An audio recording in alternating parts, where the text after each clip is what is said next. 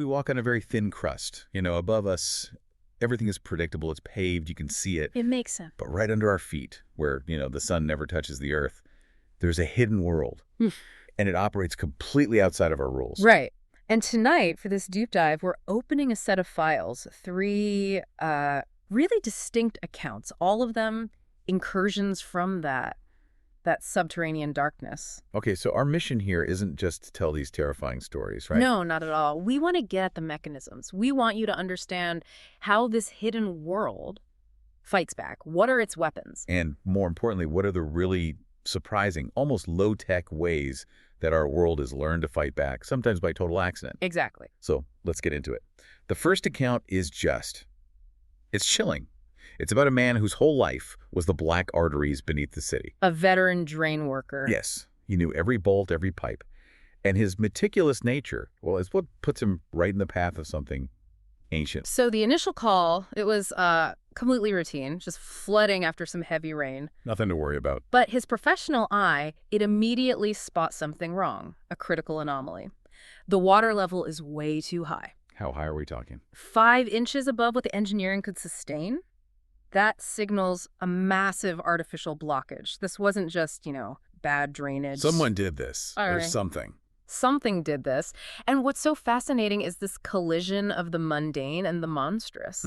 While he's there assessing the site, he notices a little fire pit. Smoldering near the drain entrance? Yes, yeah. And at first he just dismisses it. Squatters, territorial, nasty. But his training kicks in and he checks the gas readings. The carbon monoxide levels they're off the charts, unaccountably high, which suggests it's not just a small fire. It's a restricted, slow-burning source deep inside the drain. And this is where it really gets strange, isn't it? The physics just break down. They do. He notes this rumbling. But it's not the constant drone of traffic from up above. It's a pronounced, rhythmic thump, thump, thump.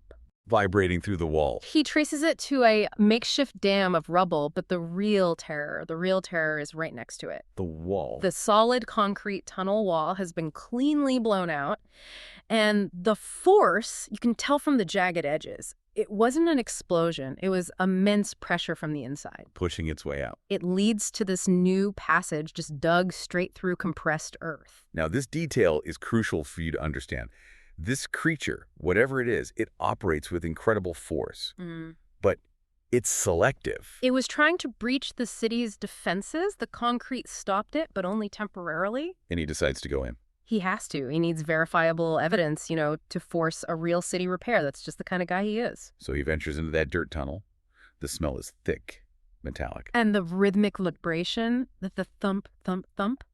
He realizes it's not an echo. No. It's a physical thing. And it's moving faster than he can run. Just describe this thing. It's massive, horrifying, covered in this disheveled fur, and it has these long concave claws. Just perfectly designed for tunneling.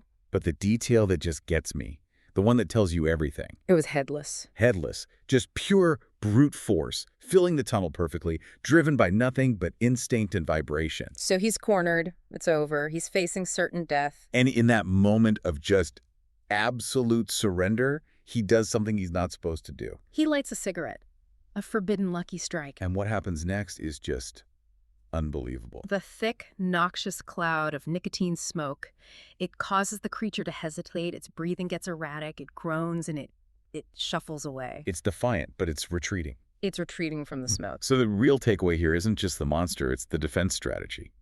This blind, tunneling leviathan, it's vulnerable to disorientation, to powerful caustic smells. And when he escapes, he sees that fire pit again, and he makes a horrifying realization. It wasn't just vagrant debris. No, it was dry wood mixed with wet leaves. Deliberately designed to make dense, slow-burning smoke. Someone else knew. Someone else was already fighting this silent, low-tech war against this thing. And now, the drain worker, he's a part of that pact. He tends that fire. It's a ritual. Using smoke to maintain that fragile boundary between our world and what's below. So if that first account deals with, a purely physical threat and this almost accidental defense, our next story is different. It shows what happens when the hidden world is institutional. When it uses coercion and fear instead of claws. This is Base Ivory and the Society of Broken Necks. And this one, it starts so mundanely. It's a petty bureaucratic squabble. The terror of a restrictive homeowners association. Exactly. This man gets a citation for a pile of junk that was dumped on his lawn. Splintered wood, rusty metal, and one large antique-looking door just lying flat on his pristine grass. Well, the irony is just it's so rich. The surface threat is the HOA, but the real threat is what the HOA accidentally uncovered. So he goes to move it. He grabs the ornate marred brass doorknob, and when he twists it, the door flings open. But not onto the grass. No, it opens down into a sloping, perfectly engineered dirt tunnel. You get this gasp of musty, eerie wind from the earth. And he goes in, he notices these rhythmic bumps under his feet, worn smooth like old stairs. This wasn't a cave-in, this was a pathway. An established road. Yeah. And then the trap springs. A sudden gust of wind howls, and that heavy door slams shut with this terrifying, earthy thud. Sealing him inside, the whole system is designed to isolate, to capture. So he's banging on the door, and that only stirs up something deeper in the dark. Scuttling sounds, a chase begins. It's the holes again. But they're different here, faster, more organized. He trips over a dead one, and it's riddled not with claw marks, but with thin metal needles, deep puncture wounds. This wasn't just some creature's lair. No, this was a facility. They're doing lethal research. And before he can even process that, he's captured.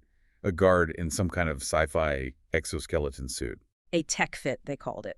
And he's led to Base Ivory, this huge hidden facility carved right into the dirt. We've gone from physical horror to this deep institutional conspiracy. The hierarchy there is fascinating. It's supposed to be a scientific outpost studying the creatures. But it's really a prison, run by guards commanding these scientist prisoners. And the true power isn't even in the base, it's on the surface. With a man named Garland, who runs the whole operation through shell companies, investment firms. He's untouchable. And this brings us to the core of it all, the Society of Broken Necks. These are people with gruesome, debilitating injuries, inverted knees, severe paralysis. They're completely dependent on Garland's temporary treatments. He's not offering a cure. He's offering a subscription to being whole. Exactly. He's building a captive network. He's leveraging their health as a blackmail tool. The price for walking for one more month. Corporate intelligence. Highly sensitive secrets. The real asset of Base Ivory isn't the moles. It's the compromised, controlled people delivering intel to Garland. So the secret weapon here is just pure desperation. The human need for normalcy. And our protagonist, he's a total anomaly. An accidental intruder. Which gives one of the captive scientists, a Dr. Kirkland, an idea. A wild card for an escape. But the escape is a catastrophe. Kirkland is too eager, a mole gets loose, goes on a rampage. Killing the scientist and a guard. And our guy barely crawls back to the surface, only to find the HOA contractors had pulled the door open while clearing the junk. He's free! Physically free. But the institutional horror, it's not done with him. Not even close. The chilling realization comes fast. Garland, the puppet master, has all the leverage.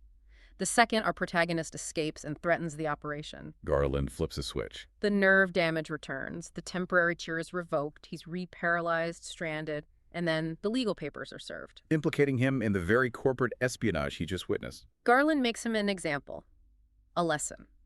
This is the consequence for dabbling in secrets you shouldn't know. Some secrets aren't protected by concrete and claws. They're protected by sophisticated, cruel human leverage. That sets such a disturbing precedent. So we've had physical terror, institutional terror.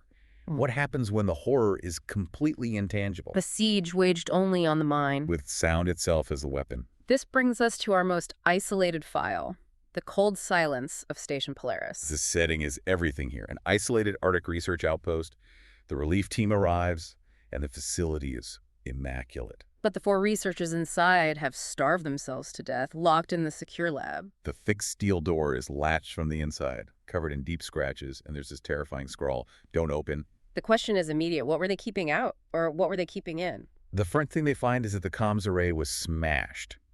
Deliberately. All the logs erased. They cut themselves off. And then that pervasive wrongness sets in, that heavy, charged air that just makes you question your own senses. And the environmental sensors, this is the part that is so interesting. They recorded erratic, rhythmic vibrations. But they would vanish whenever the team tried to physically investigate. They'd hear things, too. Muffled sobbing, voices, tapping. But the auditory equipment. Nothing. It was silent. It felt like the station itself was conspiring against them, but the conspiracy was informational. And the catalyst, the thing that started it all, was this crystalline artifact. Hidden in the lab, about the size of a grapefruit. Totally inert. No heat and no radiation. But if you touched it, You'd get this sharp mental jolt, and the internal whispers would get louder. It wasn't a physical weapon, it was a psychological amplifier. and the pressure just mounted, the noises escalated. Deliberate, patterned banging, then chaotic, angry scratching, like it was testing the walls. Mark, the communications officer, he starts to hear the static talking to him. It drives him to paranoia. He's the one who smashes their only link to the outside world. So wait, they're repeating the exact same fatal mistake as the first team? They're sealing themselves in. Why? It's a feedback loop, a siege mentality based on sensory input that had zero physical proof. And the key moment, the breakthrough, came from the simplest observation. A mug of coffee. Sitting on a table, the station is supposedly shaking apart around them with this incredible banging and rumbling. But the coffee is perfectly still, not a single ripple in the liquid. That one single verifiable fact, it shattered their whole narrative. What a terrifying moment. When your own senses are lying to you, how do you know it's real? The terror was internal, a shared delusion. Fueled by the artifact, it was inducing a kind of mass hysteria, making them believe the danger was outside when the real danger was the fear that was trapping them inside. So the narrator makes a choice to reject the illusion. In a final, desperate act, they open that heavily sealed lab door. And what happens?